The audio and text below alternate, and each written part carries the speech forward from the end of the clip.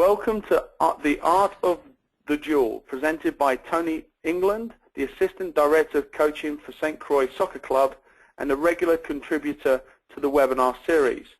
We are delighted to have over 500 people register for this session. Tony has over 22 years of high-level coaching experience. For almost a decade, Tony has worked as the Director of Coaching and is now currently the Assistant Director of Coaching at St. Croix Soccer Club in Minnesota.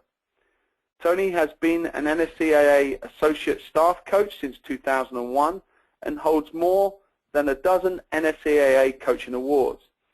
He has a master's degree in diplomatic and military history from the University of Minnesota.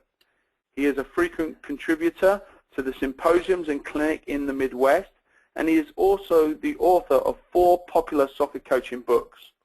In his most recent book, Style and Domination, a Tactical Analysis of FC Barcelona, he sold in over 30 countries and is the publisher's best-selling author of 2012. He will be launching 2 new titles in 2014, including a book on 1v1 attacking and defending. Welcome, Tony, to the presentation. Thank you, Dave. And I want to welcome everybody to the presentation as well. Thank you for taking time out today to join us and give you just a quick overview of the plan here. I'd like to first ask the question, why is 1 versus 1 a relevant topic at this time? And then try to answer that in 2 different strands. First of all, looking at the international game over the past several decades, and then the game in the United States at this time. Then talk a little bit about what we would say 10 really good environments for training players in 1 versus 1 duels. And then we'll kind of wrap around at the end again to revisit the topic of how is this relevant and how do we go forward in the United States, hopefully encouraging a lot of training in 1 versus 1 situations. So in thinking about this topic, the first thing that came to my mind was to take a look back and just do a thumbnail sketch for you and kind of looking at the pendulum of, okay, where does 1 versus 1 play fit in the history of the game over the past several decades? And I don't want to belabor anybody's time here talking about the 80s and 90s beyond the fact of pointing out that even through a time when pack defenses became very popular in the late 80s, you still had the Diego Maradonas, the Kerber coaching on the education side of it that were very important. And into the new millennium here, I think the thing that stood out to me as a witness to coaching education and symposiums over this time is that I think a lot of our discussions now really focus on systems play and finding players who fit neatly into roles within systems. And of course, more sophisticated systems play is a natural evolution of the game, and it's very important, and it's a healthy part of the game. But I still think it's worth pointing out that in this era of highly organized systems, guys like Lionel Messi, Cristiano Ronaldo, and on the women's side, Abby Wambach, are still running rampant through organized systems of play. And I think it's important, in my view of the game, that we recognize that individual duelers are not necessarily falling out of view here, but rather the sophisticated systems that are evolving still require and indeed promote the importance of 1 versus 1 play.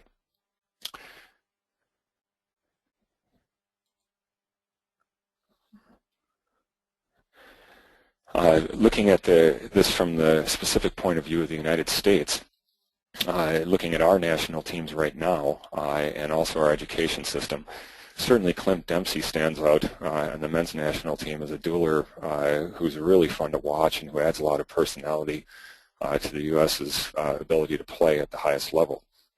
Abby Wambach, Alex Morgan, though very different types of players, do the same thing for the women's team.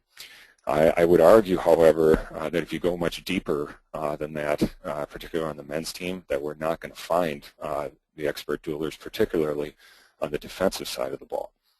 And I wanted to include here that in my coaching experience, Anson Dorrance, the superlatively successful coach at the University of North Carolina on the women's side, 21 national championships. He gave an introduction to my Premier League, or my Premier Diploma back in 1999, where he was talking about systems, but he spent part of the lecture talking about the importance of a take-on artist. And I think here in the United States, one of the things that we've got to do is spend a little bit more time thinking about, okay, are we producing take-on artists on both sides of the ball? And if you look at the U.S.'s World Cup draw for the men, some of the analysis that was going on the last couple of days here was talking about how do we deal with Cristiano Ronaldo and his like, Mesut Ozil from Germany, even Kevin Prince Boateng from Ghana. The U.S.'s 3 opponents each have personality players, and the rosters go deeper in that sense as well. And I think we have to kind of look at our system and say, okay, are we producing enough of these kids at every level who can compete at the international level eventually as personality players? So enough said there. It's important, I think, given that we're looking at the U.S. system here, to break this down now and go back and say, all right, quality 1-versus-1 dueling, what would we be looking at in training?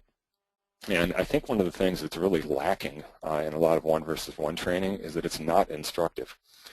I think it's easy for us to set up the exercise and say, okay, it runs itself now, and these kids get the experience of being in there, and certainly that's part of them learning, but I also think that we have to really emphasize that we can do a lot of teaching in these environments, and I'll try to draw out some salient points in each of the exercises as we get into them. Making it competitive. You saw the reference on the last slide to the competitive cauldron at North Carolina.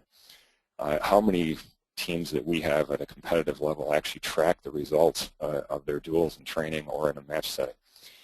I think our programs would definitively benefit by making these environments more competitive, even in a training environment. Duels brief but intense. I think the best duels replicate the game situations, and we'll look at several good environments for that here. Not just telling kids, okay, we're going to play 1-versus-1 for 10 minutes, go do it. You've got to provide a variety of environments. And can we make it functional? In other words, can we put players in environments that they're going to play in where they can learn to excel on the game field by seeing the same sorts of situations in a training environment. So 10 1-versus-1 duel environments. These I tried to pick a group of environments that vary from the very simple, which we have here, to a little bit more complex and functional. And this first environment is one that I use virtually every day in training with my high school and club teams. And we call this 1v1 continuous. I like it simply because it's very efficient. We've got roughly 4 players per grid here, 2 of them playing at a time. And again, this is not a complicated setting. I won't belabor you with details here. But the white player here is going to play into his opponent, serve a ball down in there, and they duel to end lines. Try to dribble over your opponent's end line. And just an interesting teaching point that I find here, I like to work with the defender in this situation as much as the attacker, and ask the question, when we play this ball in, when we serve here, why is it when you set kids up and tell them, okay, you serve the ball at the other end of the grid to initiate the exercise, why is it that we give such a nice pass all the time? Again, if we want a competitive environment, that ball should be thrown in the corner, and our goal as a defender should be to pin that player in there. It's also not written anywhere, of course, that we have to serve a ball in there that isn't bouncing or that it doesn't have enough pace where this player is going to be able to get in there and get comfortable. And so again, just an example of how to make this more challenging for the players and encourage them to be competitive. An interesting variation of this particular exercise would be to have this player start the duel with throw-ins. You get a number of important benefits out of that. For instance, tossing the ball in forces the receiving player to settle the ball out of the air. It also teaches the defending player to read the touch of the receiving player. Can you get in there before they get that second touch and really destroy that player's opportunity to get settled and attack? So again, a nice simple exercise that opens the sequence here that I think is easy to set up, that can run very quickly and gives you the opportunity to do a lot of training on both sides of the ball. The second exercise is a variation on the first, but one that I think is worth mentioning here. This is 1 versus 1 to a side cone goal.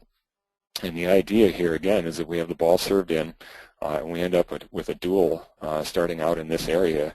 This is another outstanding environment for working with the defender. The defender now has a specific place to defend, to force the player away from. It teaches them to understand on both sides of the ball the importance of playing in tight space. You're likely going to end up with a duel down in this space down here. This one also has a functional quality potentially in the sense that if you're working with flank defenders here and flank forwards or midfielders here, this is a situation down outside of the box here near the corner where we're going to have this duel replicated in a game situation on a frequent basis. A lot of times I get the question here, and it's a good one, what happens if this player wins the ball? We'll certainly encourage this player to dribble out the other end of the grid. We always want to have a win available for the defending player as well. The third exercise, I think one of the most important ones in this sequence, and one, again, that I spend a lot of time with and that I think on both sides of the ball is under-taught in American soccer. It's how do we deal with an attacker facing away from goal? And whether it's what are the attacker's options or what are the defender's options. And we start the duel here with both players on the same end. The defender, the white player here, is going to serve a ball into the back half of the grid. The other rule here is that we allow the attacker to get the first touch on the ball, but that attacker has to take a negative touch. In other words, they've got to touch the ball this way and stay inside the grid. What we replicate then, of course, from that point is the attacker facing away from a goal. It would be down here at the starting point, and we want the attacker to try to get faced up if possible and try to dribble over that starting point end line. For the defender, can you strip the attacker of the ball and dribble over the other end line? And a couple of salient teaching points here. Obviously, from the attacker's point of view, you're trying to see if we can find if the defender is too tight, can we spin off of that player and dribble? If the defender is too far away, can we perhaps touch the ball a little bit and face up, gaining a lot more options, obviously, for the attacker. From the defender's point of view, and I think this is one, again, that I'd like to really emphasize, we have a tendency to do either one of those two things, to get too tight or to stay too far away, and we'd like to teach players to be what we call touch close, which literally means they could reach out and touch the attacker, but they're not so close that they can be spun off. And the other great teaching point that I got from Jeff Tipping years ago is to put your feet on one side of the attacker, eyes on the other, and the eyes should be ball side. And what this does is it really prepares the defender for the first positive touch from the attacker, and that should be the tackle moment in most instances. So again, kind of giving the key concepts to players and being able to coach them on both sides of the ball here in what is, once again, a very efficient training environment. Defender versus combination. This is a bit of a rarity in my experience seeing this particular exercise in a lot of clinics and written material.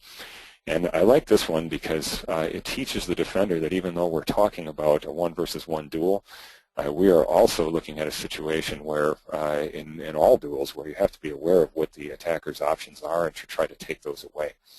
And so in this particular setting, the defender, and the Barcelona-like kid here, is going to begin the duel by playing into the white player here. And you've noticed I've put an arrow in here for the defending player, and that if you're the defender in this situation, we want to teach them to immediately limit their options, options of the attacking player, that is. And then in doing so, you've got to isolate the first attacker, the player with the ball, from the potential second attacker, who's this player on the touch line over here, the grid. This player can move up and down, cannot move into the grid, and cannot be tackled. They're also limited to one touch. And so what we're trying to teach the attacker, of course, is to immediately recognize that their support is here and to try to set up the defender for the possibility of a 1-2 to get out the other end of the grid.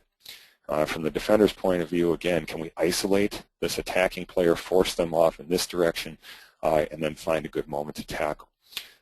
Interesting variation of this exercise is to tell the player on the flank here, the target player, that if they receive the ball, they can take a touch inside the grid here and hold the ball, and we can create an opportunity for this player to overlap.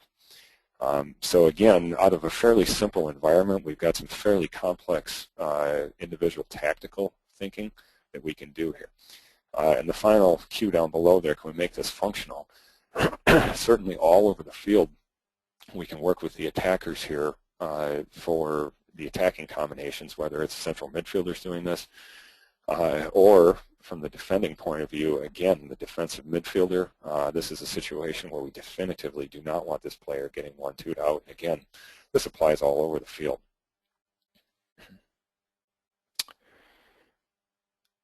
All right, the fifth example here, 1 versus 1 and 2 grids for possession. And I like this one. Here we've basically got a larger grid that's been divided in half with a line of cones, and a pair that's isolated and organized in 2 teams on each side of the cone line. Those players have to stay in their areas, and the idea here is that while you're in possession, you're looking to hold the ball, of course, and then play into your teammate in the other grid. And we've got duels going on in both grids. It's nice because there's a little bit of rest built in, and yet it's live throughout. The other really crucial teaching point in this particular environment is working with this player to understand, particularly with younger players, that the ideal setup here is not to go and stand by the cone line and wait for the ball. It's, of course, very easy to defend that player in those circumstances. Rather, we're going to want that player to be active and moving in this space out here just as they would be off the ball anywhere on the field, and then finding the right moment to check in and win the ball.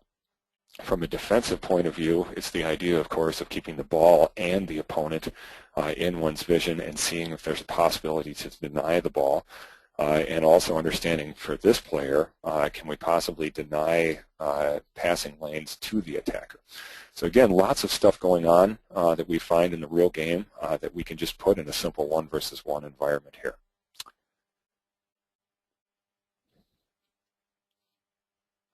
The 6th of the 10 exercises. I included these next couple exercises to emphasize that when we think of 1 versus 1, it's tempting, I think, just to say, okay, we put 2 players in a grid and give them a ball and they sort it out. And 1 versus 1, of course, is much more complicated than that, in the sense that, for instance, in this environment, we've got a player serving long balls into an area in front of goal here in our grid, and we've got an attacker who's trying to knock down balls and then beat the defender and finish. We've got a defender who's trying to deny this service and clean up the ball. And so we've got all kinds of things that, again, that we'll find in functional situations here that are easily replicated in this duel. And the opportunity to work with the defender, defending in the air, battling for good position here, not getting played out by being overly aggressive, the opportunity to work with the attacker on controlling the defender's run to the ball, getting good body position, knocking the ball down, and then we're back to some of the earlier duels with asking the question, can we face up by maybe tapping the ball away a little bit? Self-turn, we call that, or is the defender so tight from being so aggressive that we can spin off of that player, of course, and then finish. So I like this because it, again, expands the idea of what can you get into a 1 versus 1 duel and how can we make this more functional to the game. The 7th exercise, pressure 1 versus 1 finishing. I run this exercise every single training session with my youth players. And I do that because, again, it's extremely efficient, and also because I think this is an area where a lot of American players really struggle, and that is pressured finishing, where we've got to make a run to goal. And in this exercise, we've got defenders who make a pass into attackers who then dribble and finish. The defender, as soon as they play, you notice they start from a deeper position, tries to run down the attacker, and for incentive here, we tell them if they win the ball, they can go ahead and try to finish themselves. And what you'll typically find, particularly with younger players, is that the attacking player will receive and their run will take them somewhere out here. And of course, this is less than ideal. We want the attacking player to understand that we want their run to go directly to the goal. So it's this type of run instead, of course, so that we've got a much better angle to shoot from. They need to learn to fight off that defender. to get shoulder ahead and get in a good situation to finish. The other prominent error that I diagnose here a lot of times with my kids, or see with my kids, is that as soon as they sense pressure, they're going to cut the ball back and let that defender back into the duel. And to me, this is something that we have to coach out of younger kids. When they get shoulder ahead to goal, they have to fight their way to goal and finish. And this is just part of that competitive mentality and understanding that we expect them to take the ball in the net and to enjoy that portion of the duel and finishing. Of course, and I have not spent a lot of time talking about the rules and rotation here. Players rotate roles in all these exercises after they play a bit, and it's important to organize these duels in the sense of having a good ball supply available, having players come back up the outsides so you don't have all kinds of traffic in there, and also considering the goalkeeper and not having more than one duel running at once here. So the number 8 one, this one here is another one that I think, especially at advanced levels, we should spend a lot of time with. Here we've got defenders. This is a built-in functional situation, starting with the ball here, playing into this lane that we have to an attacker, who's typically a flank player, obviously. These players duel with the attacker trying to get loose and serve across. And, of course, we've got a finisher back here who's ready to get into that second six and see if they can finish.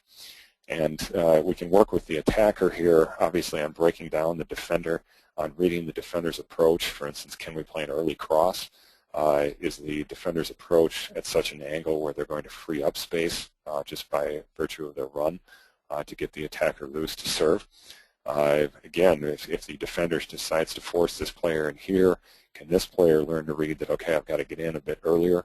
Do we want an offsides here line available? And again, all you got to do is drop a cone to set that up if you'd like to do it.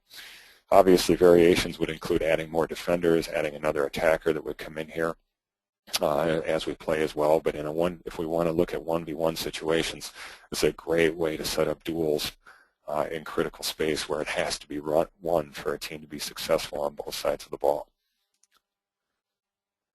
The 9th 1v1 exercise that we've included here is just a variation on the crossing. Here you can see the crosser is now unpressured and simply goes end line and serves. But we've created the duel now in front of the goal in that critical second six. We've started the defenders off in this space so that they have to learn to track both the ball and the attacker. Good attacking runs will, of course, come from this space into the space in here where we want to have the ball served most of the time. From the attacker's point of view, can you read the serve, of course, and then read the defender and find the best run? Is it goal side or is it this side of the defender to be able to get the first touch on the ball and win the duel? And so again, these last few slides emphasize that it's important to be creative a little bit as coaches when we think of dueling and try to set it up in a lot of different situations that we're going to find on game day on the field. The last of the exercises here in the 1v1 variety, this is one that's taken directly from the University of North Carolina's competitive cauldron and Anson Dorrance's training. This is something that I use at every single tryout. Anson had said at one of the coaching sessions that we did that if you run this exercise at tryouts, you will find that your first 11 generally end up at the top of the ladder. And what we've got here, I've numbered the grids 1, 2, 3, and 4, and you can make as many grids as you need to get everybody playing. And of course, everybody should be playing in this setting. The idea is, if you look, for instance, here in the red grid, that's the number 1 grid, we've got individual duels going on that start with a pass, going right back to the first exercise that we did, and the 2 players are simply dueling to end lines. And we want to give them the chance to get in there and really break that player down on either side of the ball. If the defender wins the ball, of course, they're going to dribble out this side. And we've got all 4 grids working at once in timed duels. The length of the duels can vary. I would suggest keeping them short to increase the length of time that you can have these competitions. 30 to 40 seconds is generally enough. The player who earns the most points moves up the ladder, so the direction of the arrows here. If you had won, for instance, in grid 4, you go to grid 3, to grid 2, and so on. You win in the top grid, you get to stay. you lose in this grid, your movement is this way, of course, and then right down the line, and therefore the use of the term ladder. And the idea with this, again, is this is a high level of competition, particularly if it's done at tryouts. In North Carolina, they do this frequently and then post the results in the locker room. And the idea, of course, again, is that there's no hiding in this particular exercise. You have to go out and play, and you've got to be able to beat people in order to get to the top of the ladder. And kids look around, they know exactly what's going on, whether they're doing well or not. And I do think it's important, particularly a youth environment, if you're conducting this particular exercise, when it's done, both to congratulate the winners and also talk to kids who struggle and explain to them that, you know what, this is a laboratory for working on your 1-versus-1 play. It's not a statement on whether or not you can play soccer. As much as we'd like it to be competitive, you're going to find kids who will struggle in this who are still very good players, but what you want to encourage them to do is to get in here and enjoy it and also accept the challenge, because the game can be broken down in many cases to whether or not you're able to play in this environment. So that is a short list of 10 very useful exercises for training players in 1v1 environments. And I would circle back now here to ask, how does this apply to U.S. youth training? And going back to the strand that I opened with, are we creating enough kids who can duel on both sides of the ball? And my argument in the book that I'll have going to print here shortly is that I don't think we are. I think that it's 1v1 is still part of the game, but I think that if you look at the creativity and the competitive nature of the game at the highest levels, I think we've got to go back and revisit this. American kids are universally acknowledged as being extremely athletic, as having facilities that are second to none in the world, generally speaking. And our coaching definitively through the NSCAA, the USSF, and beyond is greatly improving. But I think our players need greater sophistication, think Lionel Messi in 1v1 situations, and overall better technical ability at the highest levels. And I heard a coach, European coach, talking about American players and saying that the term artistry is lacking. And I think that's something that we want to take into all of our 1v1 training, is to encourage players not only to be competitive, but to be creative. It's, again, an environment where you can sit there and take people on and try different things, learn what your limits are, and hopefully reach beyond those limits as you go. And to wrap this up again, I think if we take away from this that giving kids 5 minutes of dueling in a training session at any level is something that we can all do that will greatly improve the caliber of American soccer at all levels. Again, just to wrap things up, a reminder, in your 1v1 training, please consider teaching, making it game-like and functional as much as possible, and again, making sure that it's very creative.